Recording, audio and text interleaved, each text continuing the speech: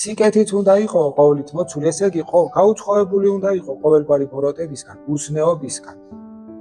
და რა თქმა უნდა, ადამიანების მიმართ უნდა ვავლენდეთ რას? სიკეთეში რა იგულისხმება, ეს ხო მარტივია, ზრუნველობას, თანადგომას, ემპათიას და არა რაც ჩვენ გვჭირს ხშირად.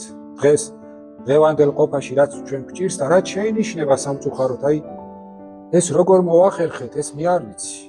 ეს როგორ ვახდენთ ქრისტეს ნათელთან ამის დაკავშირებას, ეს გაუგებარია, წარმოუდგენელია.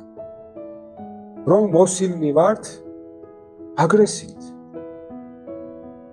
ანუ ქრისტიანი დღეს ბევრი ადამიანის მხრიდან წარმოდგენილია რომ აგრესიული გამოვლინებებით.